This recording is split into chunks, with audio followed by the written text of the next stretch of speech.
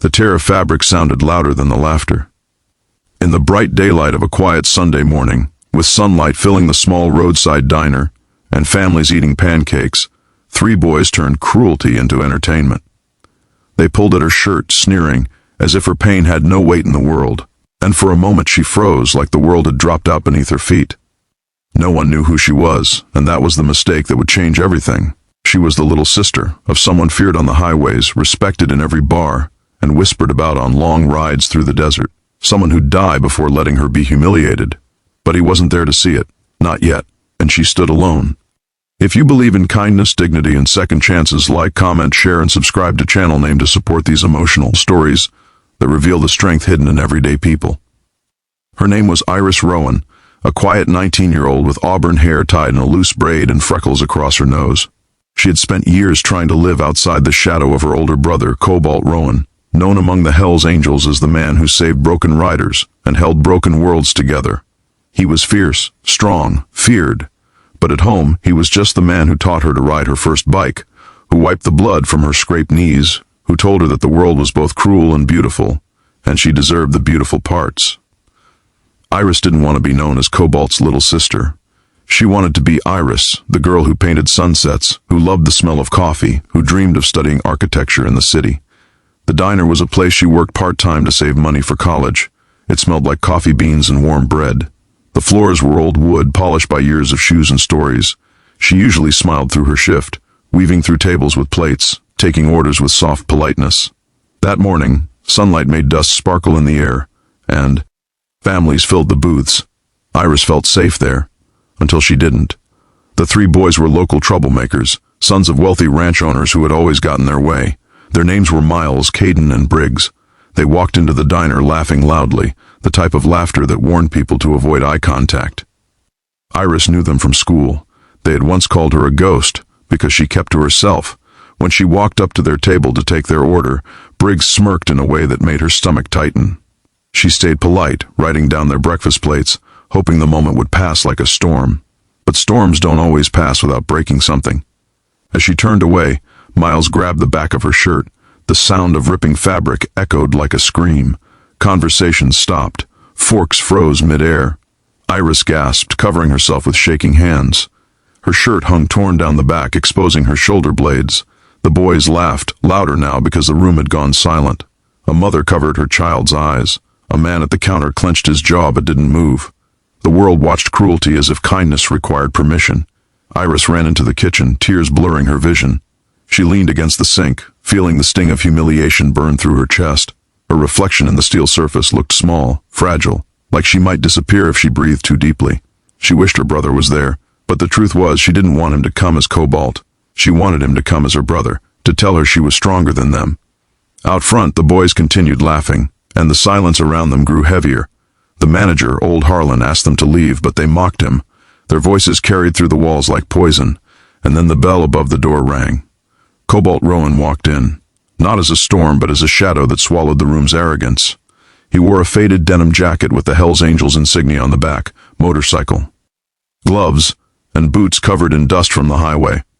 His eyes scanned the room like a man trained to read danger in faces. His hair was tied back, and a scar curved along his jawline.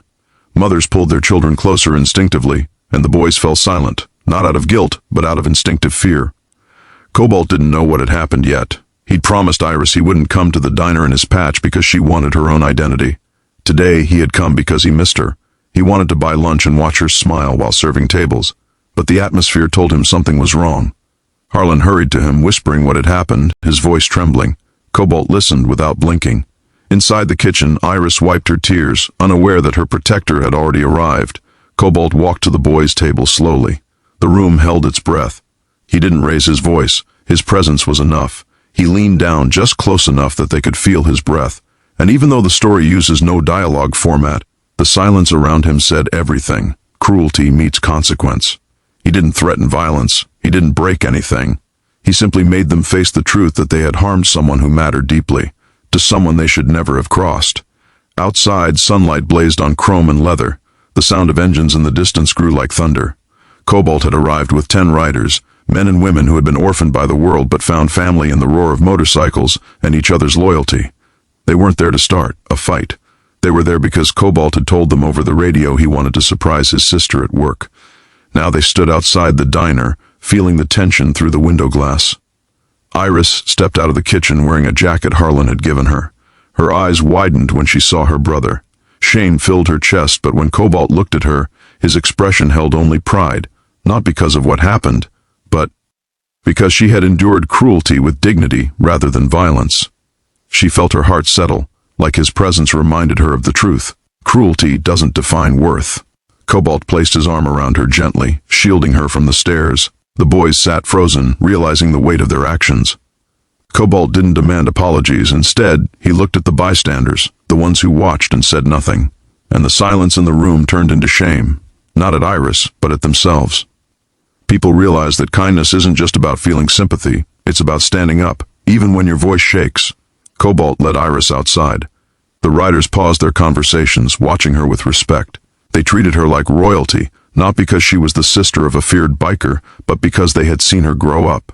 They remembered her riding on the back of her brother's bike when she was 7, her arms wrapped around him like he was the whole world. They remembered her giving her pocket money to a stray dog shelter. They remembered her painting the club's garage wall with a sunrise because she wanted them to wake up with hope. People inside the diner stepped out, not to watch drama, but to witness something human, a broken moment turning into healing. Iris stood beside the bikes, surrounded by the sound of engines, sunlight reflecting off chrome like stars.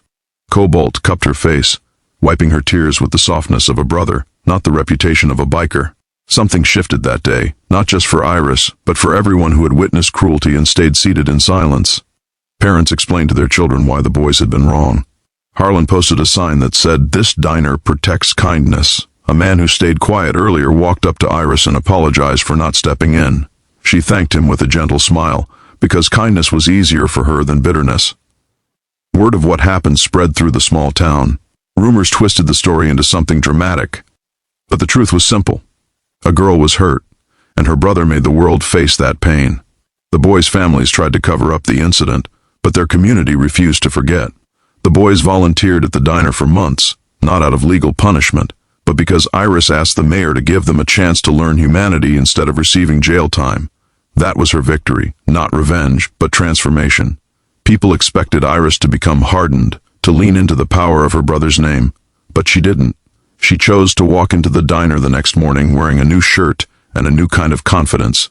She stood taller, not because she was protected, but because she realized she had always been strong, even alone. Cobalt returned to the highway after making sure she was okay. The riders followed, leaving behind the smell of gasoline and the memory of unity.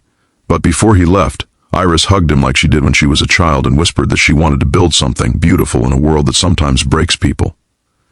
He told her that architecture wasn't just buildings, it was healing the ground and turning pain into structure. Weeks passed, sunlight warmed the town, and Iris felt the change inside herself like a sunrise stretching across her ribs. She enrolled in college with scholarship support raised by the community, including donations from people who visited the diner after hearing her story. They weren't helping because of fear. They were helping because they saw courage. Sometimes people break you without care. Sometimes the world bruises the gentle. But strength isn't always loud. Sometimes it's a girl with a torn shirt walking back into the world with her head high because she refuses to be defined by cruelty. If this story touched your heart, please like, comment, share, and subscribe to channel name. Your support lets these stories reach someone who might need the reminder that kindness still exists. Before the ending, I want to ask something special. Comment below what kindness means to you, and who in your life protected your spirit when the world tried to break it. In the glow of the daylight, Iris walked toward new beginnings, carrying scars that didn't make her weaker. They made her whole. And somewhere on the endless highway, Cobalt rode with the sun in his mirrors, knowing his sister had claimed her own strength, not through his shadow, but through her light.